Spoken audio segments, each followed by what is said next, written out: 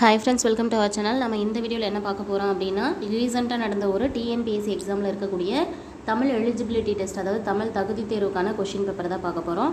So Tamil eligibility test வந்து எதுக்காக important அப்படின்னு பார்த்தீங்கன்னா, இப்போ எந்த எக்ஸாம் நடந்தாலுமே சரியா, தமிழ்நாடு கவர்மெண்ட் அப்படின்னு எடுத்துக்கிட்டாவே டிஎன்பிஎஸ்சியாக இருக்கட்டும் இல்லை டிஆர்பியாக இருக்கட்டும், வாட் எவர் எந்த எக்ஸாமாக இருந்தாலும் அவங்க கண்டிப்பாக வந்து தமிழ் எலிஜிபிலிட்டி டெஸ்ட் எழுதி அதில் வந்து நமக்கு 100க்கு 40 மார்க்ஸு, அதாவது 100க்கு 40% மதிப்பெண் பெற்றால் தான் வந்து அவங்க வந்து அடுத்து அந்த டெஸ்ட் பேப்பரே வந்து கரெக்ஷன் ஆகிறதுக்கு எலிஜிபிள் அப்படிங்கிற மாதிரி தமிழில் வந்து கம்பல்சரி பாஸ் ஆகணும். இந்த கேட்கக்கூடிய 100 கேள்விகள் 100 கேட்டாங்கன்னா அதில் 40 கேள்விகள் வந்து சரியான ஆன்சர் எழுதியிருந்தால் தான் நமக்கு மெயின் பேப்பரை வந்து திருத்துவாங்க. ஸோ அந்தளவுக்கு இப்போ வந்து தமிழ் எலிஜிபிலிட்டி டெஸ்ட்டு ரொம்ப முக்கியமானது. ஆனால் நிறைய பேருக்கு வந்து இதில் என்ன சிலபஸ் கேட்பாங்க, எப்படி கொஷின் கேட்பாங்க அப்படின்னு இதை பற்றி ஒரு பயம் இருக்கும். இதில் வந்து பார்த்திங்கன்னா முழுக்க இலக்கணம் தொடர்பான கேள்வி ஃபுல்லாக வந்து இடம்பெற்றிருக்கும். மொத்தம் 100 கேள்விகளில் ஒவ்வொரு டாப்பிக்கில் இருந்தும், இப்போ வந்து உவமையை பொருளோடு பொறுத்துக்க அப்படின்னு கேட்குறாங்கன்னா அதிலிருந்து ஒரு 2 கொஷின்ஸு, ஆங்கில வார்த்தை கொடுத்து தமிழ் வார்த்தை கேட்குறாங்கன்னா அதிலிருந்து ஒரு 2 or 3 கொஷின்ஸ், அந்த மாதிரி ஒவ்வொன்றுத்துக்கும் வந்து மினிமம் 2 கொஷின்லேருந்து மேக்ஸிமம் 3 கொஷின் வரைக்கும் அந்த மாதிரி பிரிச்சுப்பாங்க. ஸோ நமக்கு இது எப்படி நம்ம ப்ரிப்பேர் பண்ணுறது அப்படின்னா, நமக்கு இப்போது எப்போ தமிழ் எலிஜிபிலிட்டி டெஸ்ட் வந்ததுலேருந்து எத்தனை கொஷின்ஸ் வந்து இருக்கோ டிஎன்பிஎஸ்சியில் வந்து அது நம்ம பார்த்தோங்கன்னாவே ப்ரீவியஸாக இருக்கிற கொஷின்ஸு அதை பேஸ் பண்ணி அந்த மாடலை தவிர வேறு எதுவும் கேட்க மாட்டாங்க. ஸோ என்னென்ன மெத்தடில் கேட்குறாங்க, என்னென்ன மாதிரியான கொஷின்ஸ் கேட்குறாங்கன்னு பார்த்துட்டு அதுக்கு தகுந்த மாதிரி ப்ரிப்பேர் பண்ணிக்கலாம். ஸோ இந்த இதில் வந்து ஃபஸ்ட்டு பார்க்கக்கூடிய கொஷின் என்ன அப்படின்னா, ஆங்கில சொல்லுக்கு சரியான தமிழ் சொல் அறிக அப்படின்னு கொடுத்துருக்காங்க. ஒரு ஆங்கில வேர்ட் கொடுத்துருப்பாங்க, அதுக்கான தமிழ் வேர்டு எது அப்படின்னு கேட்குறாங்க. ஆப் அப்படிங்கிற ஆங்கில சொல் கொடுத்துருக்காங்க. நம்ம இப்போ மொபைலில் பார்த்திங்கன்னா நிறைய அப்ளிகேஷன்ஸ் யூஸ் பண்ணுவோம். அந்த அப்ளிகேஷனை ஸ்டார்ட் பண்ணி தான் நம்ம என்ன சொல்லுவோம், ஆப் அப்படின்னு சொல்லுவோம். அந்த ஆப் அப்படிங்கிற ஆங்கில சொல்லுக்கு சரியான தமிழ் சொல் என்ன அப்படின்னு கேட்டிருக்காங்க. ஆன்சர் செயலி. அடுத்தது டச் ஸ்க்ரீன் அப்படிங்கிறதுக்கு வந்து பார்த்திங்கன்னா, ஸ்க்ரீன்னா திரை அப்படிங்கிறது நமக்கு தெரியும். Touch screen தொடுதிரை. ஸோ நம்ம ஒரு டைம் 2 டைம் அந்த வேர்டை படித்து பார்த்தாவே அதுக்கு என்ன தமிழ் வேர்டு வரும் அப்படின்னு நமக்கு கொடுத்துருக்குற ஆன்சரில் வந்து தெரியும். அடுத்தது ஆங்கில சொல்லுக்கு சரியான தமிழ் சொல் தான். பார்த்திங்களா, ஒரு கான்செப்ட் அப்படின்னா அதில் 3 கேள்வி கேட்டிருக்காங்க. வாட்ஸ்அப் அப்படிங்கிற ஆங்கில சொல்லுக்கு தமிழ் சொல் என்ன அப்படின்னு பார்த்திங்கன்னா புலனம் அப்படிங்கிறது சரியானது. அடுத்து பார்த்திங்கன்னா விடை வகையை கண்டுபிடிக்க சொல்லியிருக்காங்க. ஸோ நமக்கு இந்த தமிழ் எலிஜிபிலிட்டி டெஸ்ட்டாக இருக்கட்டும், அரேல்ஸ் குரூப் 2 குரூப் 4 இந்த மாதிரி அந்த தமிழில் கேட்கக்கூடிய அந்த 100 கேள்விகளாக இருக்கட்டும், அதில் வந்து இந்த வினா விடை அது ஓரியன்டான கொஷின்ஸ் இல்லாமல் கொஷின் பேப்பரே நம்ம பார்க்க முடியாது. ஸோ இங்கே கேட்டிருக்கிற கொஷின் என்ன அப்படின்னா, இப்பக்கத்தில் உள்ளது அப்படிங்கிற ஒரு வார்த்தை கொடுத்துருக்காங்க. இப்பக்கத்தில் உள்ளது அப்படின்னு சொல்கிறது வந்து நமக்கு யாராவது ஒரு கேள்வி கேட்டிருப்பாங்க, இது எங்கே இருக்குது, அந்த பொருள் எங்கே இருக்குது, அப்படி ஏதாவது ஒரு கொஷின் கேட்டிருப்பாங்க. அதுக்கு தான் இந்த பக்கத்தில் இருக்குது அப்படிங்கிறத மென்ஷன் பண்ணி காட்டுற மாதிரி இருக்குது. ஸோ சுட்டி காட்டுறாங்க. ஆன்சர் வந்து சுட்டு விடை அப்படிங்கிறது. அடுத்த கேள்வி பாருங்க, இதுவும் விடை வகை தான். ஜெயகாந்தன் சிறுகதைகள் இருக்கிறதா அப்படின்னு சொல்லி நூலகர்கிட்ட போயிட்டு ஒருத்தவங்க கேட்குறாங்க. இப்போது அந்த இடத்துல நம்மளே இமேஜின் பண்ணிக்குவோம், நம்ம போயிட்டு ஒரு லைப்ரரியில் ஜெயகாந்தனுடைய சிறுகதைகள் அப்படிங்கிற புக் இருக்கா அப்படின்னு கேட்குறோம். அதுக்கு அவங்க என்ன சொல்கிறாங்கன்னா, ஜெயகாந்தன் சிறுகதைகள் அப்படிங்கிற புக் இல்லை, ஆனால் சுஜாதா அப்படிங்கிறவங்களும் அதே மாதிரி சிறுகதைகள் எழுதியிருக்காங்க, சுஜாதாவின் சிறுகதைகள் அப்படிங்கிற புக் இருக்குது அப்படின்னு சொல்கிறாங்க. அப்படின்னா நாம் ஒருத்தவங்களை பற்றி கேட்குறோம், ஆனால் அவர் வந்து ஒரு நூலாசிரியர், அதே மாதிரியான ஒரு நூலாசிரியர், ஸோ அதே இனத்தை சேர்ந்தவங்க அப்படின்னு வச்சுக்கோங்களேன். ஸோ அந்த மாதிரி விடையை கொஞ்சம் மாற்றி சொல்கிறாங்க இல்லையா, இனம் மொழி விடை அப்படிங்கிறது. ஜெயகாந்தன் சிறுகதைகள் இல்லை, சுஜாதாவின் சிறுகதைகள் இருக்குதுன்னு சொல்கிறாங்க இல்லையா, அதனால் அது இனமொழி விடை. அடுத்தது அலுவல் சார்ந்த சொற்களில் சரியான இணையை தேர்ந்தெடுக்க அப்படின்னு கொடுத்துருக்காங்க. நீங்கள் வந்து படித்து பார்த்து எல்லாமே சரியாக தானே இருக்குது அப்படின்னு யோசிக்கக்கூடாது. எபிகிராபி அப்படிங்கிறது கல்வெட்டியல் தான், கேவ் டெம்பிள் அப்படின்னா குடைவரை கோயில் தான், ட்ரெஷரி அப்படிங்கிறது கருவூலம், ஹீரோ ஸ்டோன் அப்படிங்கிறது நடுகள். இது 4மே வந்து ஆங்கில வார்த்தையும் தமிழ் வார்த்தையும் சரியாக தான் பொருத்தப்பட்டிருக்கு. ஆனால் இதில் ஏன் வந்து ஒன்று சூஸ் பண்ண சொல்லியிருக்காங்கன்னா, அலுவல் சார்ந்த சொற்களாக இருக்கணும், அலுவலகம் தொடர்பான சொற்களாக இருக்கணும். ஸோ அப்படி பார்க்கும்போது இந்த ட்ரெஷரி கருவூலம் அப்படிங்கிறது தான் வந்து ஒரு ஆஃபீஸ் ஓரியன்ட், அதாவது அலுவலகம் சார்ந்த ஒரு வார்த்தையாக இருக்குது. அடுத்த கேள்வியுமே அதே மாதிரி இருக்கும் பாருங்க. அலுவல் சார்ந்த சொற்கள். கல்ச்சுரல் வேல்யூஸ் அப்படின்னா பண்பாட்டு விழுமியங்கள், இது சரிதான். கேபினட் அப்படிங்கிறது அமைச்சரவை, ஹியூமனிசம் அப்படின்னா மனிதநேயம், பிலீஃப் அப்படின்னா நம்பிக்கை. இதுலேயே அலுவலகம் தொடர்பானது எது அப்படின்னு பார்த்தீங்கன்னா கேபினட் அமைச்சரவை அப்படிங்கிறது சரியான ஆன்சர். அடுத்ததும் அலுவல் சார்ந்த சொற்கள் தான். இதில் நாட்டிக்கல் மைல், அதாவது இங்கே அலுவல் சார்ந்த சொற்கள்லேயே கலைச்சொல் எடுக்க சொல்லியிருக்காங்க. நாட்டிக்கல் மைல் அப்படின்னு சொல்லக்கூடிய அந்த கலைச்சொல்லுக்கு இணையானது என்ன அப்படின்னு பார்த்தீங்கன்னா கடல் மைல். நாட்டிக்கல் மைல் அப்படிங்கிறது நம்ம என்ன சொல்லுவோம், கடல் மைல் அப்படின்னு சொல்லுவோம். உவமையால் விளக்கு பெறும் பொருத்தமான பொருளை தேர்ந்தெடுத்தல், அதாவது உவமையும் பொருளையும் பொருத்தணும். உடலும் உயிரும் போல அப்படின்னு கொடுத்துருக்காங்க. உடலும் உயிரும் அப்படின்னாவே நமக்கு தெரியும். ஸோ உடலின்றி உயிர் தனித்து இயங்க முடியாது, உயிரின்றி உடல் வந்து தனியாக வந்து வாழ முடியாது. அந்த மாதிரி உடலும் உயிரும் அப்படிங்கிறது வந்து ஒற்றுமை தான். ஸோ கொடுத்துருக்கிறதுல பார்த்திங்கன்னா பரந்த புகழ், ஒற்றுமையின்மை, எதிர்பாரா நிகழ்வெல்லாம் இருக்குது. பார்த்தாவே தெரியும் நமக்கு இது கிடையாது. மனம் ஒன்றிய துணை அப்படிங்கிறது தான் உயிரும் உடலும் போல அப்படிங்கிறதுக்கு வரும். அடுத்தது பாருங்கள், உவமையால் விளக்க பெறும் பொருத்தமான பொருளை தேர்ந்தெடுத்தல், சரியான இணையை தேர்ந்தெடுக்க சொல்லியிருக்காங்க. ஸோ இதில் அவங்க உவமையும் கொடுத்துருப்பாங்க, அதுக்கான பொருளும் கொடுத்துருப்பாங்க. அதில் சரியான இணை என்ன அப்படின்னு கேட்டிருக்காங்க. உள்ளங்கை நெல்லிக்கனி போல அப்படின்னு கொடுத்துருக்காங்க. அதுக்கு வந்து ஒற்றுமையின்மை அப்படின்னு கொடுத்துருக்காங்க. இது தவறானது. மடை திறந்த வெள்ளம் போல தடையின்றி மிகுதியாக. ஸோ மடையிலிருந்து திறக்கப்பட்ட அந்த வெள்ள நீர் வந்து என்ன பண்ணோம் அப்படின்னா தடை இல்லாமல் அதிகமாக பெருக்கெடுத்து ஓடிக்கிட்டே இருக்கும். ஸோ தடையின்றி மிகுதியாக அப்படிங்கிறது சரியாக இருக்கும். விழலுக்கு இறைத்த நீர் போல, விழலுக்கு இறைத்த நீர் போல அப்படின்னா அதாவது பதர் செடிகள் இருக்கும் இல்லையா, அந்த மாதிரி இருக்கக்கூடிய செடிகளுக்கு வீணாக நீர் பாய்ச்சறது அது நமக்கு பயனற்று போகும். ஸோ வெளிப்படைத்தன்மை அப்படிங்கிறது இங்கே தவறு. நெல்லிக்காய் மூட்டையை கொட்டினார் போல அப்படின்னு இருக்கு இல்லையா, நெல்லிக்காய் மூட்டையிலிருந்து கொட்டும் போது நெல்லிக்காய் என்ன பண்ணணும்னா எந்த பக்கமும் இதாகாமல் ஒவ்வொரு பக்கமாக ஒரு ஒற்றுமையின்றி ஓடுற மாதிரி இருக்கும். ஸோ ஒற்றுமையின்மைங்கிறது வரும். விழலுக்கு இறைத்த நீர் போல அப்படிங்கிறது பயனற்ற செயல். அதே போல் உள்ளங்கை நெல்லிக்கனி போலே அப்படிங்கிறது வந்து வெளிப்படைத்தன்மையை குறிக்கக்கூடியது. ஸோ இதில் சரியாக பொருத்தப்பட்டிருக்கிறது ஆப்ஷன் பி, மடை திறந்த வெள்ளம் போல அப்படிங்கிறது தடையின்றி மிகுதியாக. கடிதம் கவிதாவால் படிக்கப்பட்டது. இங்கே நான் வந்து ஆல்ரெடி இந்த மாதிரி வந்து இலக்கண கொஷின்ஸ் நடத்தும் போது கூட இந்த படு பட்டது அப்படிங்கிற 2 கீவேர்ட்ஸை வச்சு நம்ம அது வந்து செயற்பாட்டு வினைன்னு முடிவு பண்ணிக்கலாம்னு சொல்லியிருந்தேன். கடிதம் கவிதாவால் படிக்கப்பட்டது. ஸோ இது என்ன வாக்கியத்தில் வரும் அப்படின்னா செயற்பாட்டு வினையில் வரும். அடுத்தது பிறவினை வாக்கியத்தை தேர்ந்தெடுக்க சொல்லியிருக்காங்க.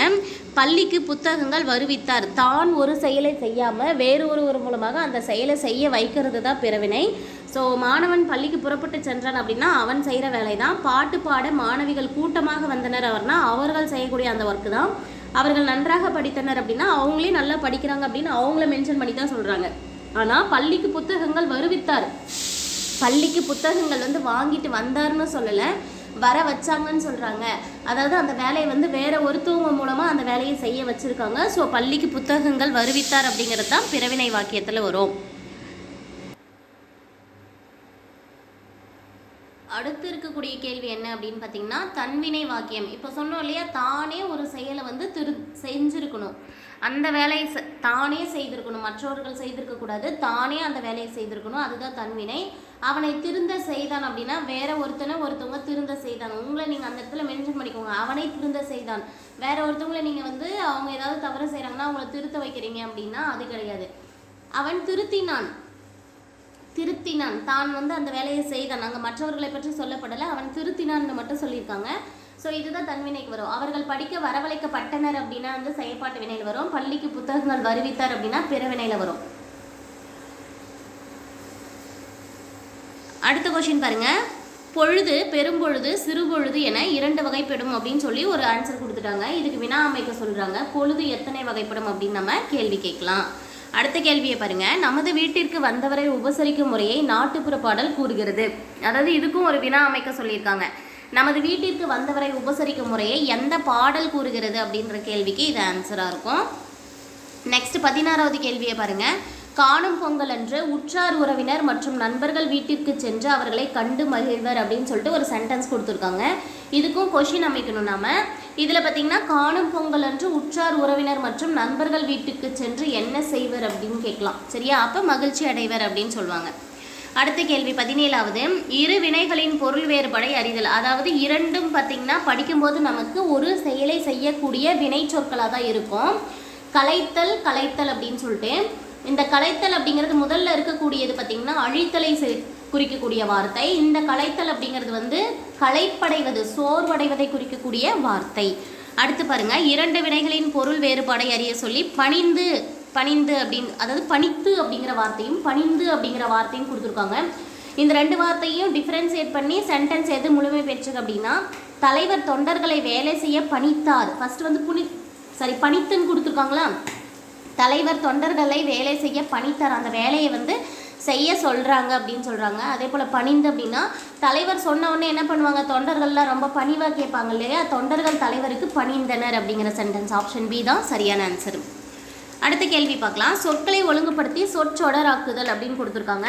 இதில் வார்த்தைகள் வந்து மாற்றி போடப்பட்டிருக்கும். அதாவது முதல் வார்த்தை இரண்டாம் வார்த்தைன்னு மாற்றமாக இருக்கும். அந்த மாதிரி இருக்கிறது வந்து எப்படி போட்டால் சரியாக இருக்கும் அப்படிங்கிறது தான் வந்து சரியான சென்டென்ஸ். இது ஒழுங்குமுறைப்படுத்தப்பட்டிருக்கிறதுன்னு பார்த்தீங்கன்னா ஆப்ஷன் சி. வெப்பத்தை தாங்கும் அளவிற்கு இன்றைய சூழலில் கவசங்கள் இல்லை அப்படிங்கிறது சரியான ஆன்சராக இருக்கும்.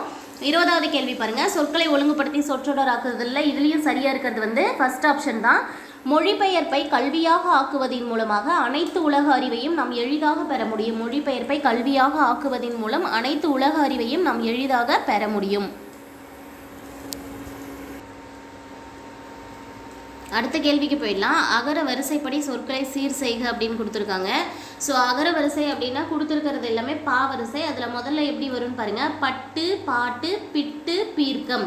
ஆப்ஷன் சி தான் சரியான ஆன்சர். பட்டு, பாட்டு, பிட்டு, பீர்க்கம். அடுத்த அகர வரிசைப்படி சொற்களை சீர் செய்க. பூ வரிசையில், அதாவது பா வரிசை தான் இதுவுமே. புலி, பூனை, அதுக்கு பிறகு இருக்கிறத கொடுத்துருக்காங்க. புலி, பூனை, பெட்டி, பேரன். அந்த பா வரிசையிலேயே பூ, பூ, பே, பே இது வரைக்கும் கொடுத்துருக்காங்க. அடுத்தது அகர வரிசைப்படி சொற்களை சீர் செய்தல் அப்படின்னு கொடுத்துட்டு இங்கே வந்து மா வரிசையில் கொடுத்துருக்காங்க. அதில் வந்து பார்த்திங்கன்னா மெல்ல, மேடு, மையல், மொட்டு, மோர், மவ்வல். ஸோ இதை வந்து இந்த 3 கொஷினையும் நீங்கள் தெளிவாக அனலைஸ் பண்ணி பார்த்தீங்கன்னா பா வரிசையில் ஆரம்பித்து பா அந்த ஆலிருந்து அவங்க வரைக்கும் இருக்கக்கூடிய ஒவ்வொரு இதாக சேர்த்து கொடுத்துருப்பாங்க. வார்த்தைகள் தான் மாற்றிருக்காங்க. அடுத்த கேள்வி பாருங்கள். வேர்ச்சொல்லின் வினையாளனையும் பெயரை கண்டுபிடின்னு சொல்லியிருக்காங்க. ஸோ உணர் அப்படிங்கிற சொல்லுக்கு வினையாளனையும் பெயர் உணர்ந்தோர். அப்போ இந்த உணர்ந்து அப்படிங்கிறது வந்து வினையச்சத்தை குறிக்கும். உணர்ந்த அப்படிங்கிறது பெயரச்சத்தை குறிக்கும். சரியா? உணர்ந்தோர் அப்படிங்கிறது வந்து வினையாளனையும் பெயரை குறிக்கக்கூடியது. அடுத்து பாருங்க. வேர்ச்சொல்லுடைய தொழிற்பெயர் கேட்டிருக்காங்க. ஒரு முளை அப்படிங்கிற வார்த்தை கொடுத்துருக்காங்க. அந்த முளை அப்படிங்கிற வார்த்தையுடைய தொழிற்பெயர் என்ன அப்படின்னா முளைத்தல். ஒரு விதை வந்து முளைக்குது அப்படின்னு சொல்லுவோம் இல்லையா, அதுதான் சொல்கிறாங்க. முளைத்தல் அப்படிங்கிறது தொழிற்பெயராக வரும். தொழிற்பெயருடைய விகுதிகள் என்னவா இருக்கும் அப்படின்னா தள்ளுன்னு இருக்கும் அல்லது அள்ளுன்னு இருக்கும். இது ரெண்டுமே தொழிற்பெயருடைய விகுதிகள் தான், ஞாபகம் வச்சுக்கோங்க. இதில் முளைத்தவன் அப்படிங்கிறது வந்து வினையாளனையும் பெயர், முளைத்த அப்படிங்கிறது பெயரச்சம், முளைத்து அப்படிங்கிறது வினையச்சம். இதையே ஞாபகம் வச்சுக்கோங்க. ஸோ எதுக்காக ப்ரீவியஸ் இயர் கொஷின்ஸ் படிக்கணும் அப்படின்னு பார்த்தீங்கன்னா ஒரு கொஷின் ப்ளஸ் அதுக்கு இருக்கக்கூடிய 4 ஆன்சரில் வேறு எப்படிலாம் கொஷின் கேட்கலாம் அப்படிங்கிறதையும் நம்ம வந்து தெரிஞ்சுக்க முடியும். வேர்ச்சொல்லின் எதிர்மறை தொழிற்பெயரை காண்கன்னு கொடுத்துருக்காங்க. அடுத்த கேள்வி பாருங்கள். வேர்ச்சொல் கொடுத்துட்டாங்க உரைன்னு சொல்லிட்டு, அதுக்கு எதிர்மறையாக வரணும். உரையாமை, மை விகுதி பெற்ற தொழிற்பெயரை பாருங்கள். உரையாமை அப்படிங்கிறது தான். சரியா? அடுத்த கேள்வி பாருங்க. கொடுத்தோர் அப்படிங்கிற சொல்லுடைய வேர்ச்சொல் கேட்டிருக்காங்க. கொடு. இந்த கொடுத்தோர் அப்படிங்கிறது வினையாளனையும் பெயர். அதோடைய வேர்ச்சொல் என்ன அப்படின்னா கொடு. கொடுத்து அப்படிங்கிறது வினையச்சம், கொடுத்து அப்படிங்கிறது பெயரச்சம். அடுத்து பாருங்க. போவால் அப்படிங்கிற வார்த்தைக்கு வேர்ச்சொல் கேட்டிருக்காங்க. போ. சரியா? போவால் அப்படிங்கிற வார்த்தையுடைய வேர்ச்சொல் போ. நடப்பேன் அப்படிங்கிற வார்த்தையுடைய வேர்ச்சொல் என்ன அப்படின்னா நட. சொல்லுதல் என்பதன் தவறான பொருளை தேர்ந்தெடுன்னு கொடுத்துருக்காங்க. சொல்லுதல் அப்படிங்கிறதுக்கு எதெல்லாம் பொருளாக வரும் அப்படின்னா செப்புதல், இயம்பல், விளம்புதல். இதில் தவறாக இருக்கக்கூடியது துய்த்தல். சரியா? துய்த்தல் அப்படிங்கிறது வந்து நம்ம ஒரு விஷயத்தை வந்து அனுபவிப்பது அப்படின்ற அர்த்தம். சரியா? சொல்லுதல் அப்படிங்கிற வார்த்தையில இந்த துய்த்தல் அப்படிங்கிறது வராது. அடுத்து பாருங்க. 31வது. ஒரு பொருள் தரும் பல சொற்கள். அதாவது நிறைய வார்த்தைகள் எல்லாமே ஒரே ஒரு பொருளை தான் இங்கே குறிக்குது. அது எதுன்னு கேட்டிருக்காங்க. மாதங்கம், வாரணம், களிறு அப்படிங்கிற எல்லா சொல்லுமே எதை குறிக்கக்கூடியது அப்படின்னா யானையை குறிக்கக்கூடிய வேறு சொற்கள் தான். அடுத்த கொஸ்டின் பாருங்க. ஒலி மற்றும் பொருள் வேறுபாடை அறிந்து சரியான சொல்லை தேர்ந்தெடுத்து எழுது அப்படின்னு கொடுத்துருக்காங்க. தோட்டத்தில் மேயுது டேஸ் பசு. அதாவது அந்த வெள்ளை அப்படிங்கிறதே வந்து ஸ்பெல்லிங் கரெக்டாக பார்க்கணும். வெள்ளை பசு. Option B. அடுத்த கொஸ்டின் பாருங்க. ஒலி மற்றும் பொருள் வேறுபாடை அறிந்து சரியான சொல்லை தேர்ந்தெடுன்னு சொல்லிட்டு வீட்டுக்கு வெள்ளை அடித்தான். இதுக்குமே பார்த்தீங்கன்னா வெள்ளை. இதில் வந்து அந்த ஸ்பெல்லிங் கரெக்டாக இருக்கணும், அதுதான் முக்கியம். ஆப்ஷன் ஏ தான் சரியான ஆன்சர். நெக்ஸ்ட் பாருங்க. ஆங்கில சொல்லுக்கு நேரான தமிழ் சொல் கேட்டிருக்காங்க. லிட்ரேச்சர் அப்படிங்கிற வார்த்தைக்கு என்ன தமிழ் சொல் வரும் அப்படின்னா இலக்கியம் அப்படிங்கிறது வரும். லிட்ரேச்சர் அப்படின்னா இலக்கியம். அடுத்த ஆங்கில சொல்லுக்கு நேரான தமிழ் சொல் தான் காஸ்மிக் ரேஸ் அப்படிங்கிறது வந்து விண்வெளி கதிர்கள் அப்படிங்கிறதுடைய தமிழ் வார்த்தை. சரியா? காஸ்மிக் ரேஸ் அப்படிங்கிறது விண்வெளி கதிர்கள். அடுத்த கேள்வியை பாருங்க. இதுவும் ஆங்கில சொல்லுக்கு தமிழ் சொல் தான். கம்யூனிசம் அப்படிங்கிற வார்த்தைக்கு தமிழ் சொல் கேட்டிருக்காங்க பொது உடைமை. ஸோ ஃப்ரெண்ட்ஸ், இப்போ பார்த்தீங்கன்னா இந்த கொஷின்லேயே கிட்டத்தட்ட 36 கேள்வியில் 6 கேள்விகள் வந்து ஆங்கில வார்த்தை ப்ளஸ் தமிழ் வார்த்தை. ஆங்கில வார்த்தை கொடுத்து அதுக்கான தமிழ் வார்த்தை எடுக்கிற மாதிரி 6 கொஷின் கேட்டிருக்காங்க 36 கேள்விகள்லேயே. ஸோ அந்தளவுக்கு வந்து அது எங்கே இருந்தாலும் அந்த ஆங்கில வார்த்தையும் தமிழ் வார்த்தையும் நல்லா தெளிவாக படிச்சு வச்சுக்கணும். அடுத்து பாருங்க, பிழை திருத்தம். சந்திப்பிழை இல்லாத வாக்கியத்தை கண்டுபிடிக்க சொல்லியிருக்காங்க. காலத்தை ஆராய்ந்து அறிந்து கொண்டால் நிகழ்காலத்தை செம்மைப்படுத்தி கொள்ளலாம் அப்படின்னு கொடுத்துருக்காங்க. ஸோ இதில் ஆப்ஷன் ஏல தான் பார்த்தீங்கன்னா ஒற்று எழுத்துக்கள் வந்து சரியாக அமைக்கப்பட்டிருக்கும். சரியா, செம்மைப்படுத்தி கொள்ளலாம் அப்படிங்கிற வார்த்தையில் இந்த நிகழ்காலத்தை அப்படிங்கிற இடத்துல ஒரு ஒற்று எழுத்தும், செம்மைப்படுத்தி அப்படிங்கிற பிறகு இக்குன்ற ஒற்று எழுத்தும் வந்திருக்கும். ஸோ ஆப்ஷன் ஏ தான் வந்து சரியான ஆன்சர். அடுத்த கேள்வி, ஒளி மரபு சொல்லை கண்டறிக அப்படின்னு கொடுத்துருக்காங்க. கூகை என்ன செய்யும்? இந்த ஒளி மரபு வினை மரபு அப்படிங்கிறது ரொம்ப ரொம்ப முக்கியமான ஒரு கேள்விகள் தான். எப்போவுமே இதிலிருந்து கொஷின்ஸ் இடம்பெற்றதாக இருக்கும். கூகை அப்படின்னா வந்து குழரும். அப்போ மீதி இருக்கக்கூடிய அந்த கூவும் அப்படிங்கிறது என்ன அப்படின்னா குயில் கூவும், மயில் அகவும், புறா குணுகும். ஸோ இந்த கூகை குளரும் அப்படிங்கிற ஒரு கொஷின் படிக்கிற இடத்துல நம்ம இன்னும் 3 கொஷின் வந்து ப்ரிப்பேர் பண்ணிக்கிறோம். அதுக்காக தான் ப்ரீவியஸ் இயர் கொஷின்ஸ் படிக்கிறது. இதில் குயில் கூவும், மயில் அகவும், புறா குணுகும். அதே போல் இந்த குளரும் அப்படிங்கிறது கூகை குளரும். அடுத்த கேள்வியை பாருங்கள், இதுவும் மரபு பிழை தான். இதில் ஒளி மரபு. குணுகும் முன்னவே பார்த்தோம் இல்லையா, அந்த ஆப்ஷன்ஸில் பார்த்தோம். குணுகும் அப்படிங்கிற ஒளி மரபு எந்த பறவை செய்யும் அப்படின்னா புறா குணுகும். ஸோ அங்கேயே பார்த்தோம், மயில் அப்படிங்கிறது அகவும், குயில் அப்படிங்கிறது கூவும், கூகை அப்படிங்கிறது குளரும், புறா குணுகும். நீங்கள் இந்த 2 கொஷினையும் இந்த கேள்வியும் அதுக்கு முன்னாடி இருக்கிற கேள்வியும் நீங்கள் ஆப்ஷனை வச்சு பார்த்தீங்கன்னு வச்சுக்கோங்களேன், கூவும் அப்படின்னு முதல்ல கொடுத்துருப்பாங்க, இதுக்கு நேராக குயில் கொடுத்துருக்காங்க பாருங்களேன். ஸோ அந்த உங்களுக்கு இது 2த்துல கொஷினுக்கு எதுக்கு என்ன அப்படின்னு தெரியலனா கூட இந்த 2 கொஷினையும் ஒரு இடத்துல அப்படியே பாஸ் பண்ணிவிட்டு அது நாளையும் எழுதி வச்சுக்கோங்க. சொல்லின் பொருளை அறிந்து பொருந்தாத சொல் எது அப்படின்னு கண்டுபிடிக்க சொல்லியிருக்காங்க. கான், வள்ளை, நச்சரவம், அரண். இதில் இந்த நச்சரவம் அப்படிங்கிறது எதை குறிக்கும் அப்படின்னா பாம்பை குறிக்கக்கூடிய ஒரு வார்த்தை. ஏன்னா கான், வள்ளை, அரண் அப்படிங்கிறதெல்லாம் வந்து காட்டை குறிக்கக்கூடியது. சரியா, காடு அப்படிங்கிறத குறிக்கக்கூடியது தான் கான், வள்ளை, அரண் அப்படிங்கிறதெல்லாம். நச்சரவம் அப்படிங்கிற சொல் வந்து எதை குறிக்கக்கூடியது அப்படின்னா பாம்பை குறிக்கக்கூடிய ஒரு சொல் தான் நச்சரவம். நெக்ஸ்ட் 41வது கேள்வியை பாருங்கள். பொருந்தாத சொல் எது அப்படின்னு கேட்டிருக்காங்க. வல்லினம், தோன்றல், திரிதல், கெடுதல். இதில் வந்து தோன்றல், திரிதல், கெடுதல் அப்படிங்கிறதெல்லாம் வந்து விகாரத்தின் வகைகள். சரியா, விகாரம் அதாவது விகார புணர்ச்சி. ஒரு சொல்லோடு இன்னொரு சொல் புணரும் பொழுது தோன்றல் அல்லது திரிதல் அல்லது கெடுதல் அப்படிங்கிற 3 வகையில் வந்து புணர்ச்சி நடைபெறும். அந்த விகார புணர்ச்சியுடைய வகைகள் தான் தோன்றல் விகாரம், திரிதல் விகாரம், கெடுதல் விகாரம் அப்படின்னு சொல்லுவாங்க. இந்த வல்லினம் அப்படிங்கிறது வந்து எழுத்துக்களை வந்து இடைனம், வல்லினம், எழினம், இடைனம் அப்படின்னு 3ஆக பிரிப்பாங்க. அதில் ஒரு வகை வல்லினம். ஸோ பொருந்தாதது இங்கே வல்லினம் அப்படிங்கிறது தான். அடுத்து பாருங்கள், பொருந்தாத சொல் தான் கேட்டிருக்காங்க. கேரளா, இலங்கை, ஆந்திரா, கர்நாடகான்னு கொடுத்துருக்காங்க. இதில் நமக்கு பார்த்தாவே தெரியும், கேரளா, ஆந்திரா, கர்நாடகாலாம் வந்து மாநிலத்தின் பெயர்கள். இந்த இலங்கை அப்படிங்கிறது வந்து நமக்கு அண்டை நாட்டின் பெயர். ஸோ பொருந்தாதது இலங்கை. சிறுவன் எதிர்பாலினத்தை குறிக்கும் சொல் எது அப்படின்னு கேட்டிருக்காங்க. சிறுவன் அப்படிங்கிற சொல்லுடைய எதிர்பாலினம் அதாவது ஆப்போசிட் எது அப்படின்னு பார்த்தீங்கன்னா சிறுமி அப்படிங்கிறது. தோழி அப்படிங்கிறதுக்கு எதிர்பாலினம் என்ன வரும் அப்படின்னு கேட்டிருக்காங்க. ஸோ தோழன் அப்படிங்கிறது சரியானது. எதிர்ச்சொல் கேட்டிருக்காங்க. மேலவர் அப்படின்னு சொல்லியிருக்காங்க, அதாவது மேலானவர் அப்படின்னு அர்த்தம். மேலவர் அப்படின்றதுக்கு எதிர்ச்சொல் கீழவர் அப்படிங்கிறது வரும். பிரித்தெழுத சொல்லியிருக்காங்க. மாசர அப்படிங்கிறத எப்படி பிரிக்கலாம்? மாசு குட்டல் அற. மாசர அப்படிங்கிறத எப்படி பிரிக்கலாம்? மாசு குட்டல் அற. சேர்த்து எழுத சொல்லியிருக்காங்க. தம் கூட்டல் உயிர் அப்படின்னு இருக்கு. தம் கூட்டல் உயிர், அந்த இம்மும் ஊவும் சேர்ந்து மூவா மாறும். அதாவது உடல், அதாவது இந்த மெய்யெழுத்துக்களை உடல் அப்படின்னு சொல்லுவோம். இந்த உயிரெழுத்துக்கள் சேரும்போது உடல் மேல் உயிர் வந்து ஒன்றி அது மூவா மாறும். தம் கூட்டல் உயிர் தம் உயிர் அப்படின்னு மாறும். அடுத்தது சேர்த்து எழுத சொல்லியிருக்காங்க. அடிக்கும் கூட்டல் அலை அப்படிங்கிறது வந்து இதே மாதிரி தான், இம்மும் ஆவும் சேர்ந்து மாவா மாறிடும், அடிக்கும் அலை அப்படின்னு வரும்.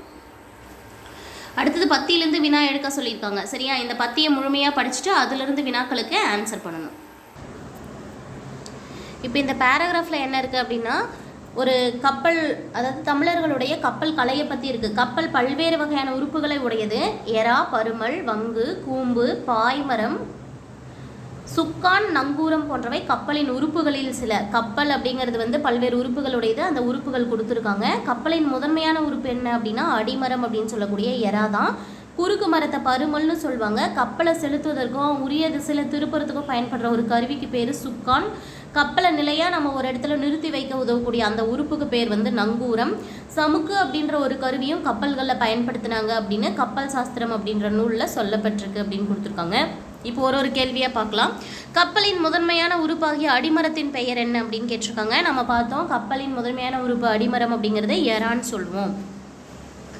கப்பலை செலுத்துவதற்கும் உரிய திசையில் திருப்பதற்கும் பயன்படும் முதன்மை கருவிக்கு பேர் என்னன்னு கேட்டாங்க. சுக்கான் அப்படிங்கிறது தான் அந்த கருவி.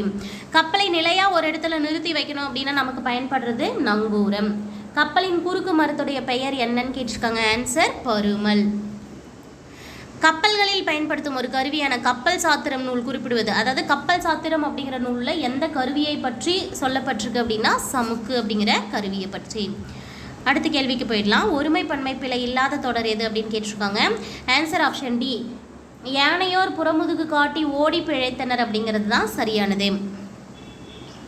இதில் ஒருமை பன்மையில் என்ன தப்பு அப்படின்னா யானையோர் புறமுதுகு காட்டி ஓடி பிழைத்தார் அப்படின்னு ஒருத்தவங்களை குறிச்சிருக்காங்க. இங்கே வந்து பல பேரை குறிச்சிட்டு இங்கே ஒருத்தவங்களை குறிச்சிருக்காங்க. யானையோர் புறமுதுகு காட்டி ஓடி பிழைத்தான், இங்கேயும் ஒருத்தவங்க யானையோர் புறமுதுகு காட்டி ஓடி பிழைத்தது ஒரே ஒரு அக்ரிணியை பற்றி குறிச்சிருக்காங்க. ஸோ இது மூணும் தவறானது. ஆன்சர் ஆப்ஷன் டி, யானையோர் புறமுதுகு காட்டி ஓடி பிழைத்தனர். சொல்லும் பொருளும் பொறுத்த சொல்லியிருக்காங்க. வன்மை, வன்மை அப்படிங்கிறது வந்து ஈகையை குறிக்கக்கூடியது. அதுவே 2 சுழி இன்னா இருந்தால் வலிமையை குறிக்கக்கூடியது. 3 சுழியம் இன்னுங்கிறதுனால ஈகை பண்பை குறிக்கக்கூடியது. மேதை அப்படின்னா வந்து அறிவு நுட்பம், குறை அப்படின்னா குற்றம், மெய் அப்படின்னா உடலை குறிக்கக்கூடியது. இதை மேட்ச் பண்ணும்போது ஆன்சர் என்ன வருது பாருங்க, ஆப்ஷன் சி. அடுத்த கேள்வி போயிடலாம். சொல்லும் பொருளும் பொறுத்த சொல்லியிருக்காங்க.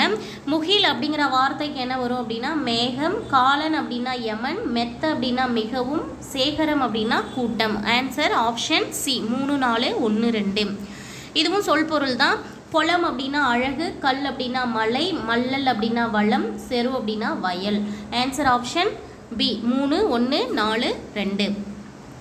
இதுவும் சொல்லும் பொருளும் தான். ஈரம் அப்படின்னா இரக்கத்தை குறிக்கக்கூடியது. நாணம் அப்படின்னா வெட்கம், முழவு அப்படின்னா இசைக்கருவி, செஞ்சொல் அப்படின்னா திருந்திய சொல். மேட்ச் பண்ணி பாருங்கள். 3, 1, 4, 2. Option C.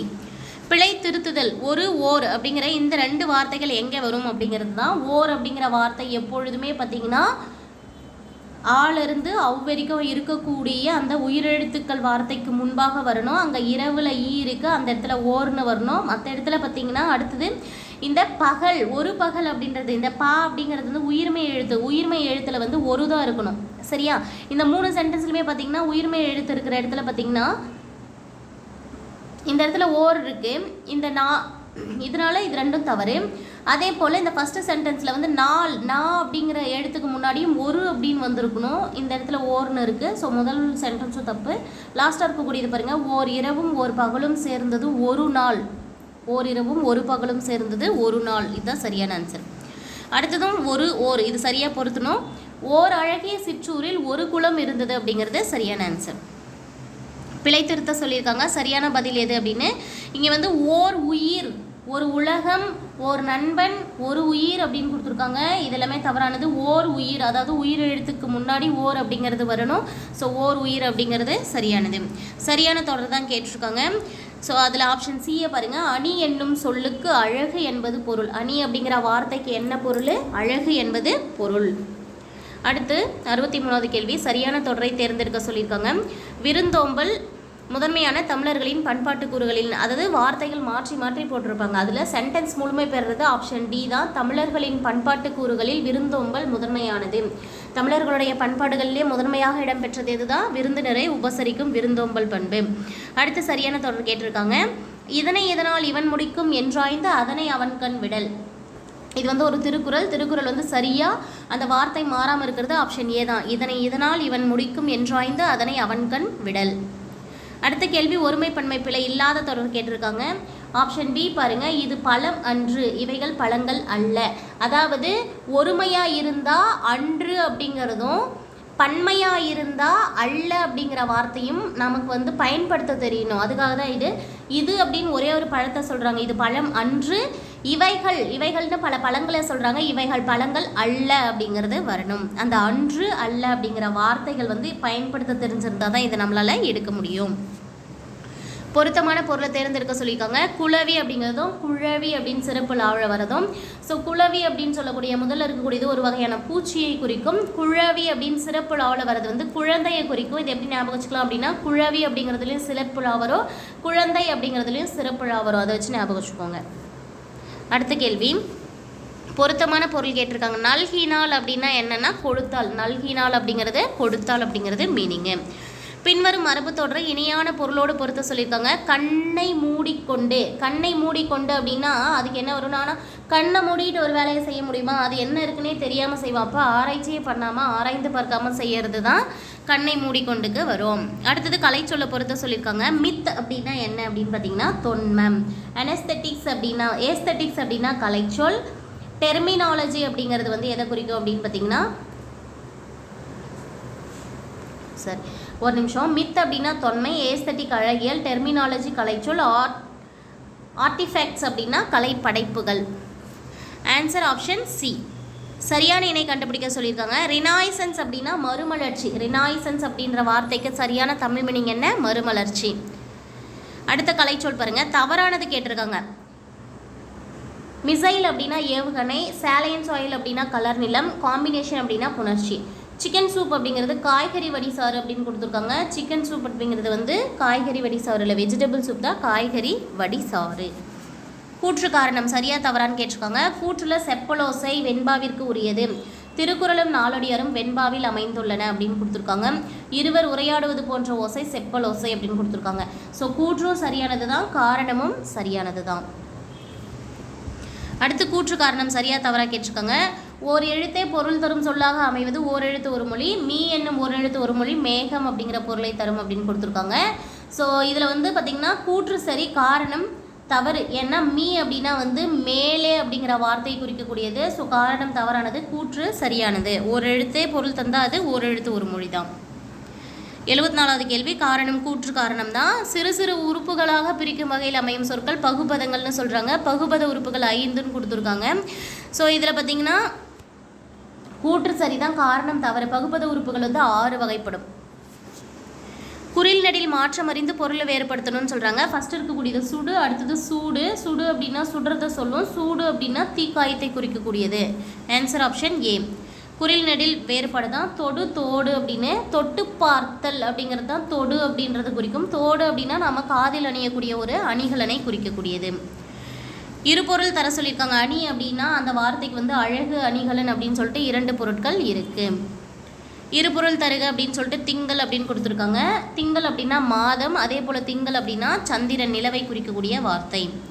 தாரணி அப்படிங்கிற வார்த்தைக்கு 2 பொருள் கேட்டிருக்காங்க. வையகம் மற்றும் உலகம். வையகம் உலகம் அப்படிங்கிறது சரியான ஆன்சர்.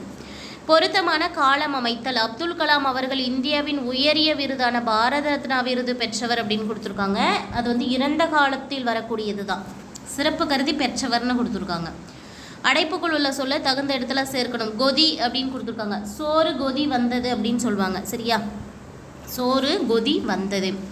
அடுத்து சரியான இணைப்பு சொல் கேட்டிருக்காங்க. எலிவலை ஆனாலும் தனிவலை வேண்டும்.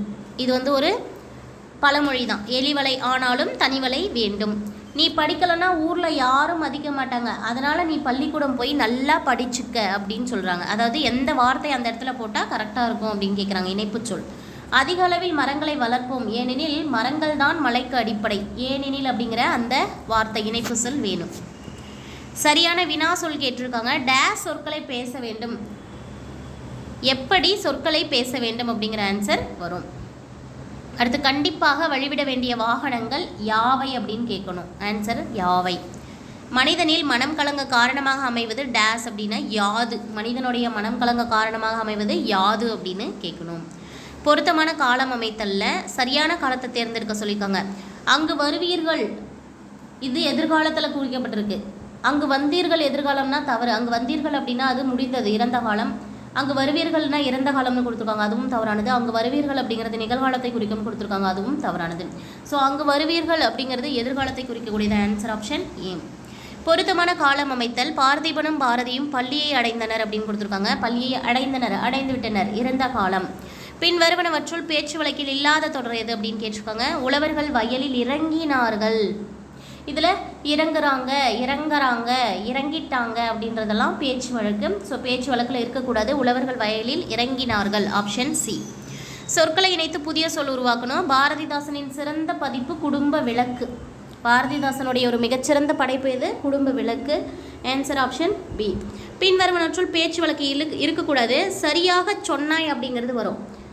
ரைட்டாக சொன்னேன், சரியாக சொன்னேன், சரியாக சொன்னேன் அப்படிங்கிறதெல்லாம் வராது. அது பேச்சு வழக்கு. சரியாக சொன்னாய் அப்படிங்கிறது தான் வந்து எழுத்து வழக்கு.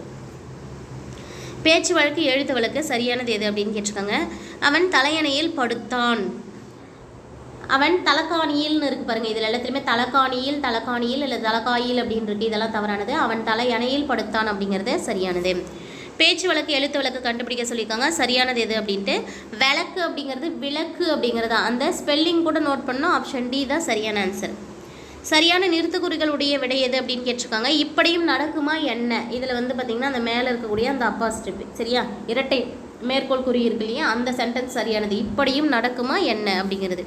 சரியான நிறுத்தற்குறிகளை உடைய விடை எது அப்படின்னு கேட்டிருக்காங்க. யார் நீ என கேட்டான் கணியன். யார் நீ அப்படிங்கிறதுக்கு அப்பாஸ்ட்ரோஃபி. அதே போல் வந்து அதாவது இரட்டை அந்த ஒற்றை மேற்கோள் குறி ப்ளஸ் என கேட்டான் அப்படிங்கிறது சரியானது. அடுத்து நிறுத்தற்குறிகள் தான். தம்பி கொஞ்சம் குடிக்க தண்ணி கிடைக்குமான்னு கேட்குறாங்க. அந்த இடத்துல வந்து இரட்டை மேற்கோள் குறி ஸ்டார்ட் பண்ணி தம்பி அப்படிங்கிற வார்த்தைக்கு பக்கத்தில் வந்து ஒரு கம்மா போட்டிருக்கணும். கொஞ்சம் குடிக்க தண்ணி கிடைக்குமா அப்படின்னு கேள்விக்குறி போட்டு அந்த இரட்டை மேற்கோள் குறி முடிச்சிருக்கணும். Option B. ஊர் பெயரின் மருவு கேட்டிருக்காங்க. மயிலாப்பூர் அப்படிங்கிறது மருவி என்னவா மாறி இருக்கு அப்படின்னா மயிலை. ஊர் பெயருடைய மருவு கேட்டிருக்காங்க. மன்னார்குடி அப்படிங்கிறது மருவி என்னவா மாறி இருக்கு மண்ணை. நாகப்பட்டினம் அப்படிங்கிறது மருவி என்னவா மாறி இருக்கு நாகை. ஸோ ஃப்ரெண்ட்ஸ், இதோட 100 கேள்விகள் முடிஞ்சது. நெக்ஸ்ட் வீடியோவில் வேற ஒரு தமிழ் எலிஜிபிலிட்டி டெஸ்ட் பார்க்கலாம். உங்களுக்கு இன்கேஸ் தமிழ் எலிஜிபிலிட்டி டெஸ்ட்டில் இருக்கக்கூடிய ப்ரீவியஸ் இயர் கொஷின்ஸ் கம்பல்சரி வேணும் அப்படின்னா கமெண்ட் பண்ணுங்கள். அடுத்தடுத்து இந்த வீடியோ வந்து ஒரு 2 days 3 days ஒன்ஸ் வந்து வீக்லி ஒரு 2 கொஷின் பேப்பர் இருக்க மாதிரி போடலாம். தேங்க்யூ.